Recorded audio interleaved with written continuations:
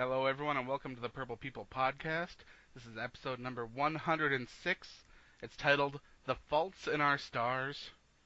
With me, I have Kyle Smith, who's taking the place of Kyle West, who is currently out on personal leave from the podcast, but hopefully will be returning shortly. Thank you for joining us, Kyle. What's going on, everybody? Nice title. We'll see you soon, Kyle. Hope everything's going well for you out there. Yeah, The Fault that. in Our Stars. Oh, if you guys knew what we were talking about before all this, please don't hate us. This is a disclaimer, but we're gonna rattle your cages tonight on Yeah, Purple People Podcast. we're going to be talking about some of the faults with this team, and I already did it a little bit on the Viking Age, and we're going to talk a little bit about what happened there because stuff got a little crazy. I'll just leave it at that. But let's go into the quick hits because I love quick hits. Kyle loves quick hits. I think everybody loves quick hits. It's a lot of fun. If you don't, you should. Oh, yeah. Got some interesting news today about shredder helmets. Are you familiar with those, Kyle? I have heard the term, but I'm not familiar. Okay, you know how Justin Tuck wears the ones that have the face guard that's just completely all crossed out so that nobody can get their fingers in there? Oh, touche, like Ninja Turtles. There we go. Right. Well, you'll no longer see those in the NFL anymore. Those have been banned. Oh, is there a good reason for this, or just because? Well, it says for safety reasons because the helmet gives it a weird center of gravity as Hmm. to where the weight can offset things and make you lower your head more or make it so that your neck's out of balance. And if that's truly the reason, and they have a scientific study from a university saying that it's true, so not not saying that that university is right, but they've got the study saying that that's what they found. So if that's true, then this could be a good thing. I don't think any Minnesota Vikings currently wear that style of helmet, but this kind of assures that they won't ever. I'm scanning the defense in my mind. I can't think of any of our guys that wear that style, but that's crazy. No one would think about that. If it's it'd be corny. If it's science, then I'm not going to argue with it. But and that's insane. I like that look actually. It's very mean and gritty. But Yeah, Justin Tuck came up with that because he was getting tired of people shoving their hands in his face guard. Uh, if you follow college football, Khalil Mack, when he came out into the draft this year, that's pretty much the only style of face guard he likes. So it's going to be different for a lot of the guys that have gotten accustomed to wearing that style. But like I said, if it's for safety, it makes total sense. absolutely. Well, safety is going to take over the NFL. Unfortunately, it's probably going to change a lot of the things that. If you've been watching football as long as Adam and I have, it's probably going to change it a little bit. But you can't blame the guys, especially with all the head injuries that seem to keep popping up from years past. Up next, I got something that I've been trying to avoid like the plague because I am sick of this topic, even though it's not completely talked about a lot. And it involves former punter Chris Cluey and his report about the allegations of Mike Prefer saying certain things and doing certain things during practice that can be seen as detrimental or looking down upon certain members of society. And I guess that the report that will be due out soon, from what I've been hearing, it looks like bad news for special teams coach Mike Prefer. I read this article that you're talking about, and just when you thought we heard the last of Chris Cluey and that whole parade of shenanigans, and you're exactly right. I don't see this ending well for Mr. Prefer. The subject at hand, if you guys didn't know, I think it was about the gay and lesbian community. These were allegations they did an investigation on. Obviously, it's not something to joke about, no matter what your preference is. It's just the way society is, and it's just not the right thing to do. So, um, Mike Prefer, if you were caught, I'm sorry because it's going to be very nasty for you. But if it's just Chris Cluey blowing smoke, trying to get headlines, which he like to stir up trouble from time to time, take that elsewhere. But we'll see. I'm sure we'll hear about this very soon, even though I thought this was the end of it. It's kind of funny though because we had the reports earlier about some of the things in the locker room with the Richie Incognito, Jonathan Martin stuff, Hmm. about how team chemistry and team locker rooms, so many things are said, and it's like a fraternity. And to me, this kind of thing sort of breaks that fraternal bond, to where now it almost has to be run more like a strict business than a group of guys out playing football. Absolutely. And for you guys that don't know, it's a little pride thing for me. I'm in the Air Force. I'm a military working dog handler. I've been here for almost 7 years. I know exactly what they're talking about. And you brought up Jonathan Martin, Richie Incognito. Just to piggyback on that, we feel the same way because it doesn't matter what the job. If you have something that it's a team effort, you're going to be brought together in a bond that sometimes words can't really explain. And if you look from the outside looking in, like a locker room, there's a lot of probably vulgar, dirty stuff said, but it's just most of the time it's just men being men. And yeah, I can definitely see that side of it. And I would hate. I hope there's not somebody else like that in our locker room who would break that up. But But like I said, I haven't read anything to do with the report that Chris Cluey and his legal team have put together for Mike Prefer. I don't know what the goings on were. Maybe this does go above and beyond normal locker room banter. We'll have to wait and see. stand by. The drama continues. Absolutely. On to a little bit lighter note, because I like lighter notes, especially when they involve Mr. Teddy Bridgewater. Yes.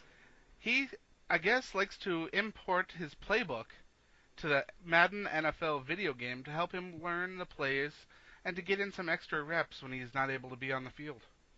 All right, Adam, are you ready for my rants of the week? This is great. All right, go on. If you guys follow us on Facebook, which I'm sure a lot of you do, you may have seen something that I posted the other day. And when Adam added me to this, I said, look, I don't really take the negative route. I don't like to bash on players. We were just talking about that before the podcast about keeping it real. And this is one of the reasons I love Teddy Bridgewater.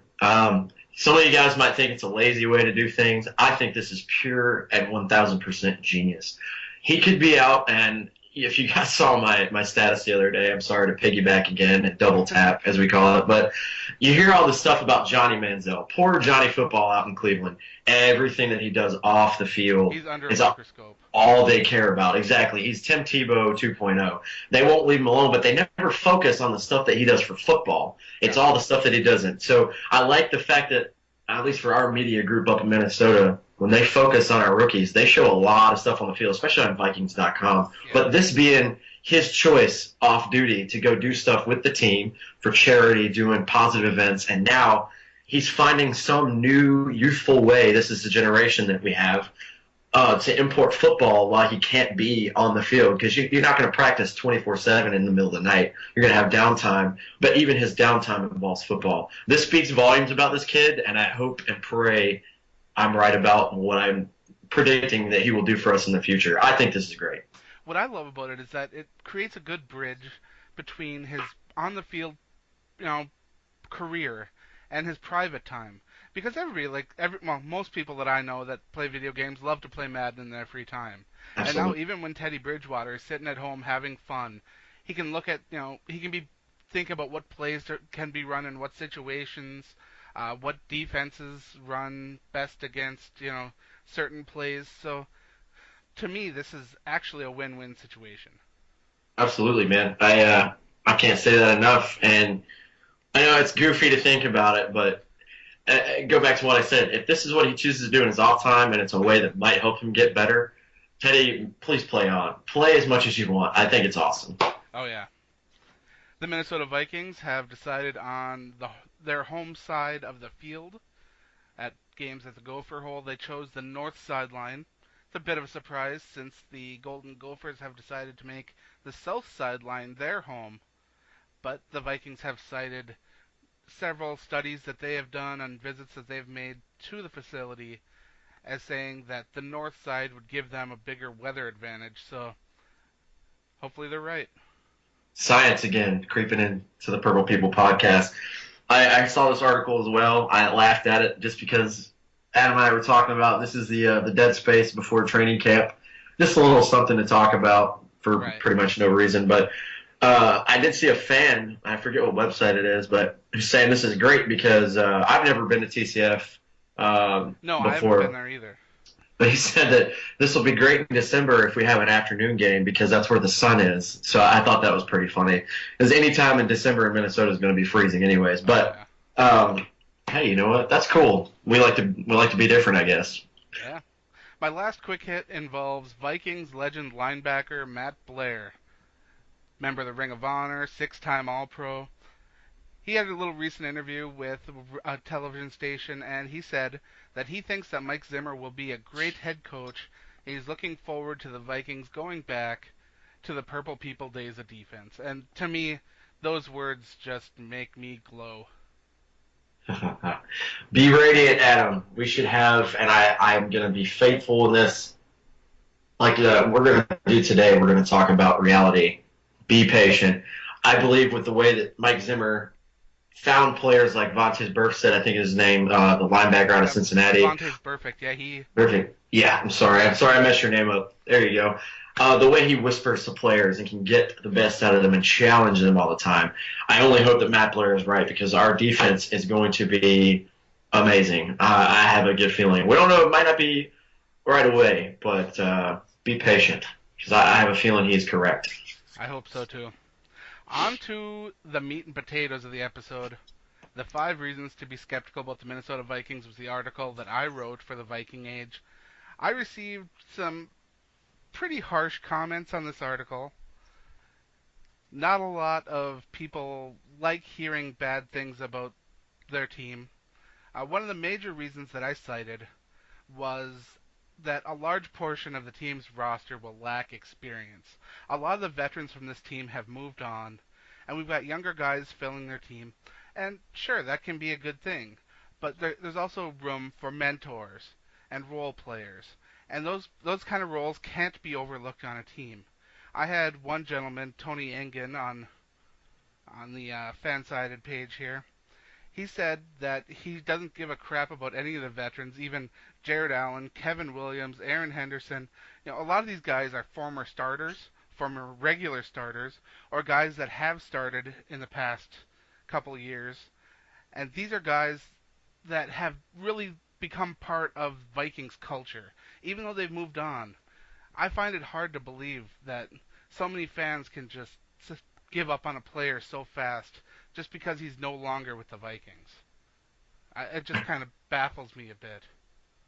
Yeah, I can't. I'm reading Tony's comments now. Tony, we're not bashing you, man. We disagree on points of views, but reading stuff about Jared Allen, Kevin Williams, it says they were both past their prime and on the decline. Check their numbers. Jared Allen's not had a season without double-digit sacks, and I can't tell you how long. He's still very much effective. Maybe he's one or two. Relevant. Yeah.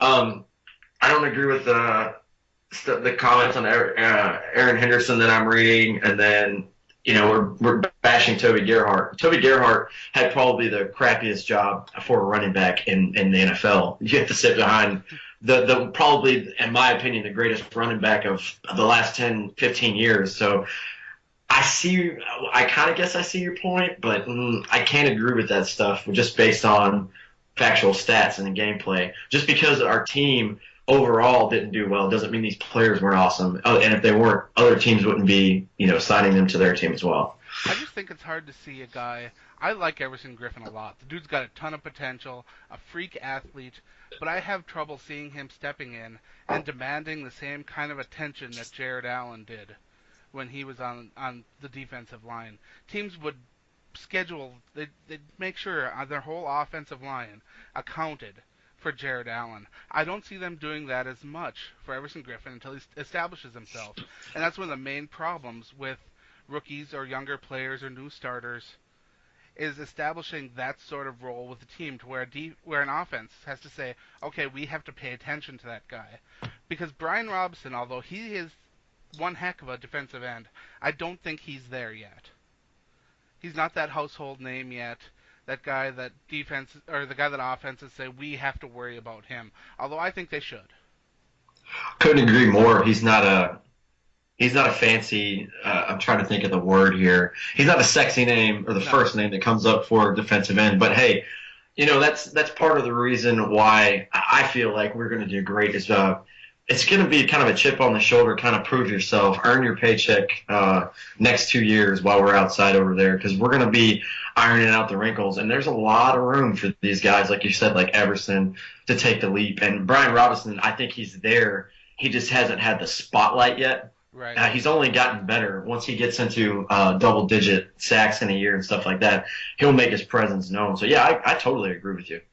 And then you got new head coach Mike Zimmer, and a lot of people took issue with the fact that I said that this is a learning experience for him too. This is his first time as an NFL head coach. I understand that he excelled as a defensive coordinator.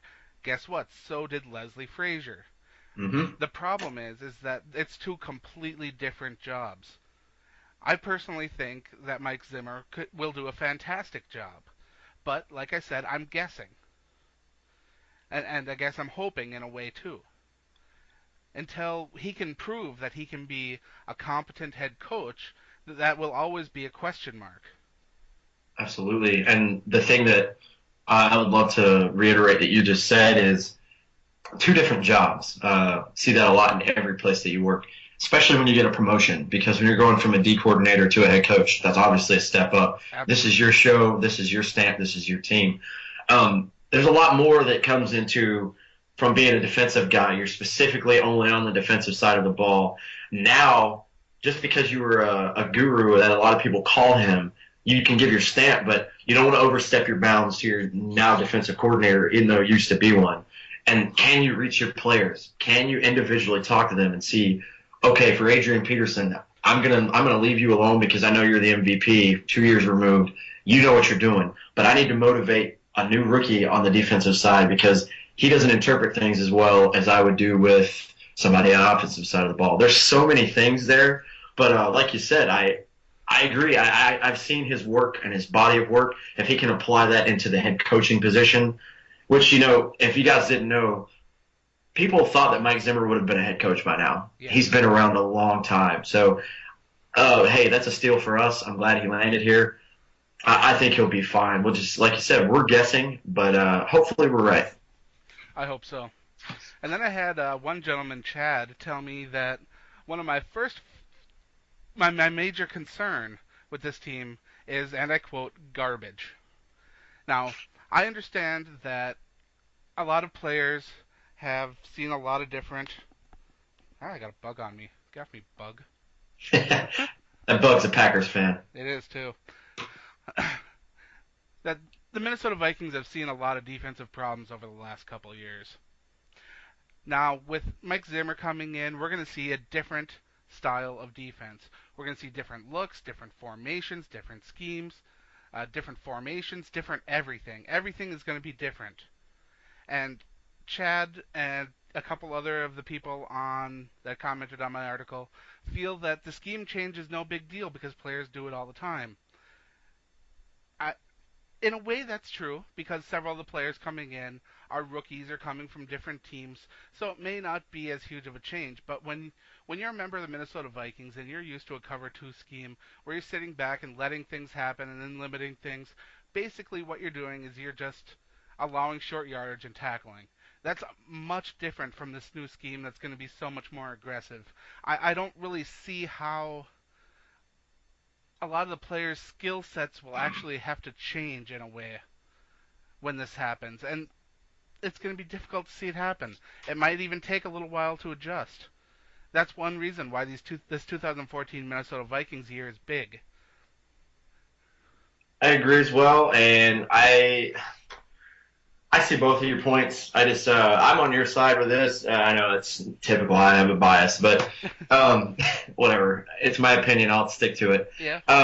You know, I can't tell you enough. The best word to describe what we've been watching the last 3 years with Frazier being there is contain. And what you want to do is contain these people. And instead of contain and giving them free range to be awesome, I don't know if you guys remember, but we have this guy we play twice here named Aaron Rodgers. Yeah. Or we have this receiver duo in Chicago that's a nightmare. And this guy in Detroit named, I don't know, Megatron. It's a big deal. To give them 1 inch is the phrase we use at work is to give them a mile. Instead of containing, Mike Zimmer defense is to attack, and that's going to be that's part of the reason why I know this made your and my list tonight is the scheme and the change on the defensive side of the ball and offensively too, because North Turner's playbook is a billboard compared to Bill Musgrave's. I'm sorry I did that, but yeah, it's just going to take time, but it's for the better. I'm excited to see it because that's the new,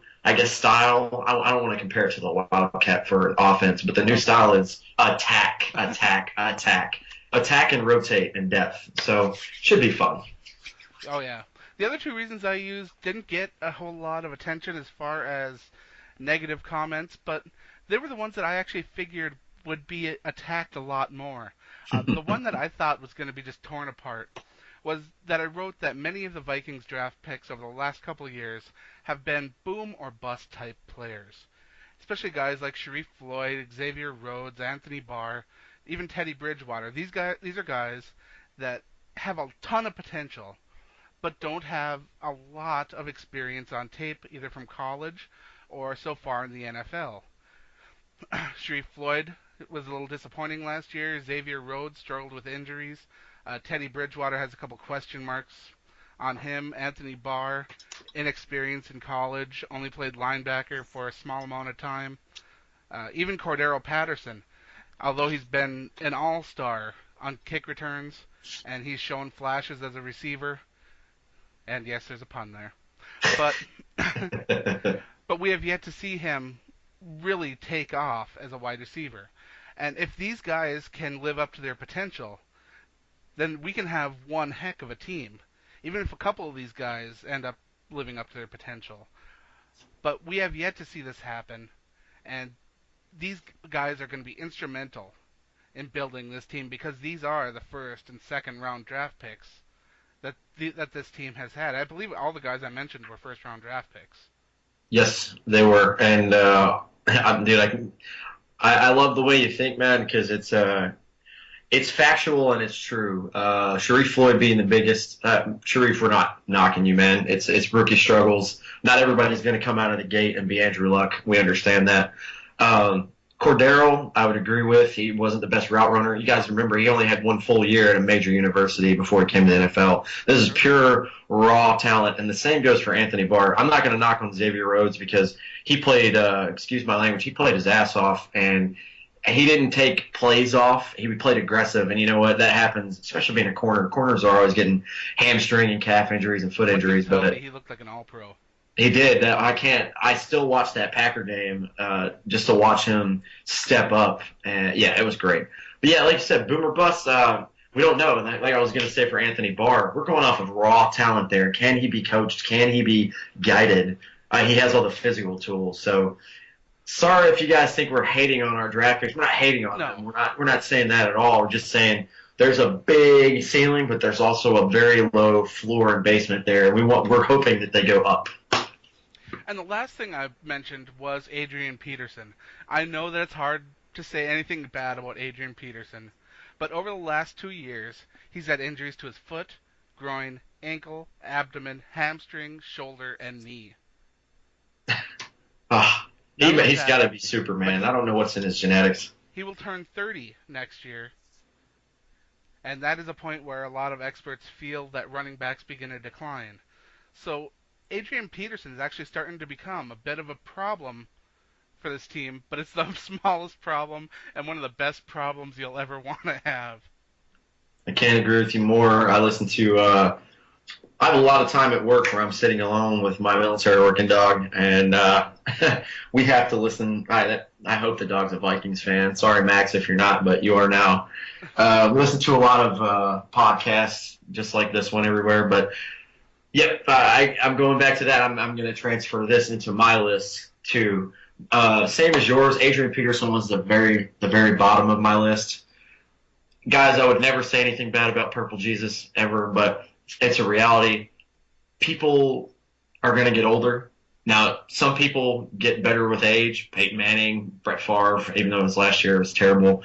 They can play for a while. I do believe Adrian is that type of player. He's probably going to play till he's about 37, 38. There's no doubt in my mind. But coming off the ACL, the most amazing season I've ever seen from a running back in my day. But last year, plagued with injuries. Turning 30 doesn't really bother me, but you guys know, and Adrian said it too, I would rather run over two defenders than run out of bounds, and I think that might be his biggest downfall. I would love to see him take the smart way out if you've already got a first down and you know you're going to get tackled just to run out from now on. I know that's not going to happen. Don't hate me, fans, for saying that. I want to see him in purple for his Absolutely. entire career. I want to see us win a Super Bowl and him get a ring because he deserves it more than anybody in the NFL. And maybe I'm not telling him to take plays off, but maybe if you save yourself a little wear and tear, maybe it'll save you from having that ACL tear again or a sprained ankle that keeps you out for half the season. I don't know. That's true, and those were the reasons I had. And you said you had a couple you wanted to add in. Yeah, we had the same list. I read your article earlier this week, but I think I had pretty much the same thing. Number 5 was AP is not getting any younger, which we just talked about. Number 4, you guys are going to hate me for this, but this is just going to be a shock, especially to the guys that have been on the team for 3 or 4 years. Playing outside in Minnesota is cold and unfamiliar territory. Every place in the NFC North, minus Detroit now, is going to be played outside. It's going to be bitter cold. I remember watching Brett Favre almost die on the field a couple of years ago when the Bears took him down. Um, I think that could be advantageous to us, but at the same time, like I said, with the players, low ceiling, high ceiling, low floor, this could be as advantageous to us as it could be disadvantageous. That's It's going true. to be a growing pain. I'm going to watch the games regardless. I'll watch them play in the middle of the desert. I don't care. But I'm hoping that they can get adjusted. I hope this whole, hey, we chose the north side instead of the south works for the team. But that could be something that might be something to kind of be cautious about for the season. Number 3, I'm not going to go through this because we're probably already past our time this week because we like to talk. Our schedule is not a cakewalk this year. We have tons and tons of good opponents. I'm telling you right now, our first 4 games are going to shape, and this is an obvious statement, but our first 4 games are going to make and break the entire season. We have St. Louis to start out with, an away game. I don't know if you guys know, but St. Louis and that defense is ridiculous. They've gotten pretty good. We had the Patriots at home for our first home game. Tom Brady is still amazing. Bill Belichick's a mastermind coach. That's going to be difficult. They The got some game that really good I secondary too. Don't forget about yeah, that. yeah, I don't want to play against Darrell Revis, but that's all right. Teddy Bridgewater will be out there. Did I say that? Yeah, that's cool. Um, then week 3, we're going to New Orleans. I hate playing there. I'm still pissed off about 2009. I I think we hate. all are, man. I'm so pissed, and they are really really good there, kind of like Seattle up in CenturyLink. And then 4, we have Atlanta. Look for Atlanta to be the game of the week. I'm going to go ahead and call that game 4 for us. They're playing us in Minnesota. Atlanta is a team that had a terrible season last year. A lot of injuries on the team. They're going to be looking with a chip on their shoulder. Oh So that yeah. was just a little preview. That's only 1/4 of the season. The last 2 we kind of agreed on. I'm trying to wrap this up really quick. Although it may seem positive to have a ton of young guys on the team, we have so much new stuff we have to get adapted to for these next 2 years. Please, fans, and I know you guys will agree with me if you have any sense in your brains, which I know you all do because you're Vikings fans. Oh yeah. Uh, it's going to be growing pains. We have a lot of youth on the team, which means we're going to have a lot of learning curves. Like we said with Sharif Floyd earlier, he's not a bad player. He just needs to find his groove. It's going to be the same. We're going to be playing all new coaches, new schemes, new stadium, young guys. We have the odds stacked against us, but we have all this potential as well. So that could be something to be kind of worried about, especially for the first year. Maybe not next year; they'll be used to it. And the first one, the thing that really sucks to talk about because I love these guys. I was so stoked when we picked up Mike Zimmer, and then to announce, I think it was within the same day or within 24 hours that we got Norv Turner. I was doing jumping jacks. Oh yeah. But at the same time, growing pains for these players. Think about if you were Cordero, like we were talking about earlier, and I'll wrap this up. You learned Bill Musgrave's offense last year. You didn't get to be exploited until halfway in the season when we were already kind of in the tank, kind of half and half. And now you're getting all this thrown at you, like we want you to be our featured receiver. It's a lot to learn, and he just learned a new offense as a rookie. Now you've got to learn somebody else, and then it just keeps, stockpiling. He's only going to get better, but that was my main thing to be worried about. If these guys don't adjust well, give them time. It's going to take time to learn everything. And if you remember too, last year there was a lot of criticism about Cordero Patterson's ability to learn offenses, learn new routes, stuff like that. And this is him having to do it again. And this time the playbook's a little bigger than Musgrave's. So I'm not I'm not saying that Cordero Patterson can't learn it. I'm just saying that he's going to have to put in a lot of effort to pick it up, and I hope he does because if he can follow Norv Turner's plan, this Vikings team will be able to get him the ball and he will be able to shine. But it's effort on both people's parts, both him and Turner.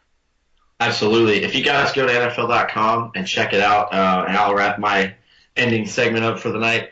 I think they had, I can't think of his name. I'm not even going to try to think about it. They were doing who they thought had, they were talking about like kind of the sort of the making the leap thing. They were talking about Cordero. They were basically saying, what is he going to have to do to step up? And they said, Greg Jennings is trying to kind of sort of subtly say, this is your season where I might hand you the baton. I don't see him taking over this year. I do see him stepping up and improving from last year, and he might be able to be a household name. I'm definitely going to get him on my fantasy football team for sure. Oh, yeah, you're going to want him on there. Oh, yeah, you guys might want to pick him up in second or third round. I'm just throwing that out there. But I think what they said is he could be an excellent deep threat. You don't think of like a guy his size to have his speed, that he has the agility of like a Percy Harvin. I'm not saying he's as jukey and jivey as Percy Harvin, but he does show resemblances, and he's way bigger. I can't wait because North Turner loves deep threats down the field. Yes. It's only going to open up the middle for Greg Jennings, Kyle Rudolph, Adrian Peterson, and even a Jarius Wright, who is very great over in the slot. You guys should be really excited for that, because if Cordero can, and imagine if Jerome Simpson's still on the team, which I think he will be, imagine those two lining up on the outside and stretching the field. I mean, I'm just saying, Julio Jones, Roddy White, they have a good thing. I'm not comparing them because obviously they're probably the greatest wide receiver duo in the league right now, but it could be flashes of that. And with the running back we have, the tight ends, man, I'm getting fired up already. I don't know if you guys can hear that, but it's exciting to think about. For a show where we were supposed to be pretty negative, it all turned out to be kind of positive. A lot of the things that are going into this season as question marks, if answered, these are things that could turn into huge strengths for this team. So when you look at these question marks, don't kind of dwell on them and think, oh, the Vikings are doomed because Zimmer's never been a head coach before, he don't know what he's doing. That's not the way to look at things. It's just the pressure that they might have to feel. But I think with the way that these guys handle themselves and their track records is what I'm relying on the most. I think they'll step in under this pressure and perform even better than ever. It's true. That's all I have for this week. Do you have anything else you wanted to add? Nope, that's it. I won't rant anymore, guys. Thank you for listening, and thank you for having me in. And Kyle West, best of luck to you for whatever you're doing right now. Thank you for letting me fill in. I appreciate it. Check us out on Facebook, guys. No problem. I love having you here with us, man. Like I said, like Kyle just said, check us out on Facebook, our Facebook group, Purple People Podcast. It's growing. We have a lot of commenters. We've been doing the countdown every day so far, leading up to the Vikings kickoff game for the season. Right now, since we did this on the last day of June, it was Spencer Neely, number 69 for the Vikings. It's weird saying that, but each day we're going to feature the Vikings player that's wearing the jersey number. Kyle Smith's going to be asking some cool questions. I might even ship over a couple of articles from the Viking Age that I think are cool or interesting. So check us out on there. We're getting close to 1,000 likes on there. And 1,000 followers to me would be huge, because that started out as two guys doing a little radio show over the internet. So 1,000 people giving us a thumbs up, man. That's huge to me, and thank you to everyone that's done it. Absolutely. We love you guys interacting as well. And I'm going to leave you with this. I'm going to put it on the Facebook page when we get done recording right now. But since it's the negative week, we're going to turn it around. Don't worry. Next week we'll talk about something positive. Oh, yeah. What are you guys most anxious, cautious, or worried about for the upcoming Viking season? If we didn't talk about something that you think might be a concern, I'm going to put that up right now. Please give us your thoughts. We absolutely love the interaction. Anybody that wants to talk about the Vikings and our football team, we want you to come around and talk to us. Yeah, we'll follow that up next week. If you post something that we think is interesting or you make a good point, we'll talk about it next week. Absolutely. As of now, I believe Kyle Smith will be joining us next week. I'm not sure how well Twitter's being kept up, because that's something Kyle West usually does. Hopefully he's taking a look at it every now and then. But right now, Facebook is the place to go. Check out my work on the Viking Age. Lots of good articles on there. Thank you for listening, and remember to stay classy, Minnesota.